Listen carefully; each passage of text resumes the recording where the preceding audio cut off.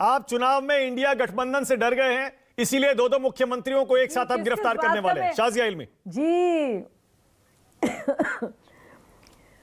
जी, मैं तो मुझे बहुत ही हैरत हो रही है कि जो पार्टी और जिस पार्टी के लोग आंदोलन के कोख से आए, जैसे कि हमारे भाई बता रहे थे अभी, जो हमेशा भ्रष्टाचार के खिलाफ आवाज उठाते थे, आज कैसे भ्रष्टाचार के हक में और पूरी की पूरी भ्रष्टाचार में संलिप्त पार्टी जो है, पूरी तरह से जो लबरेज है भ्रष्टाचार से, कैसे बचाने के लिए आगे आगे आ रहे हैं। हैरत होती है, क्या हो गए देखते देखते, सब लोग देख रहे हैं इनको। अच्छा, एक एक करके मैं जवाब देती हूँ। अब आप बताइए, जो ईडी के समन पहली बार आए थे, तब तो लोकसभा चुनाव की सुगबुगाहट नहीं थी, तब तो विधानसभा खत्म हो रहे थे 5 राज्यों में। मनीष सिसोदिया जो जेल में है, 1.5 साल उनको हो रहा है। संजय सिंह, तो उसका तो लोकसभा से कुछ लेना देना नहीं था, घोटाला वही था, शराब घोटाला। शराब घोटाला में भी एक एक करके बात कर लेते हैं, चाहे वो विजय नायर की बात हो या महिंद्रू की बात हो, या जितने भी उसके विक्रेता रहे हैं, या जिनकी लाइसेंस फ़ी बढ़ी है, या जिन्होंने मुनाफाखोरी की है, जिस तरह से पॉलिसी को लाया गया, जिस तरह से पॉलिसी को वापस लिया गया, जिस तरह के सारे तार जुड़े, जिस तरह से किकबैक 100 करोड़ की बात आई, जिसमें बाकायदा फ़ोन किया गया, अरविंद केजरीवाल को फेस टाइम कॉल किया गया विजय नायर के ज़रिए कि क्या यही हमारा आदमी है। वो सारी के सारे सबूत, वो सारे के सारे तथ्य, वो सारे के सारी घटना और उनका पूरा क्रम पूरी तरह से सब्सटैंशिएट हो गया है, यानी कि सामने लाया गया है, और उसी के आधार पर ये इन्वेस्टिगेशन चल रही है।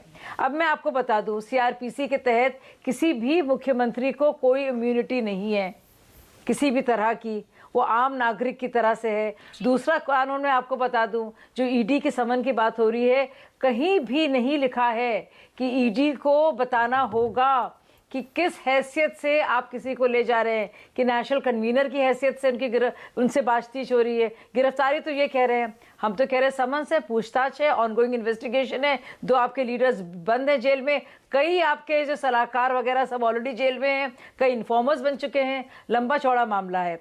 तो कहीं पे भी नहीं लिखा है कि जब ईडी के समन्स आएंगे, एक लिखित तौर पर ईडी बताएगी आपको कि भाई साहब, आपको एक नागरिक के तौर पर नहीं, आपको कन्वीनर के तौर पर नहीं, आपको चीफ मिनिस्टर के तौर पर हम बुला रहे हैं। ये सवाल आपसे पूछे जाएंगे, इनका जवाब दीजिए।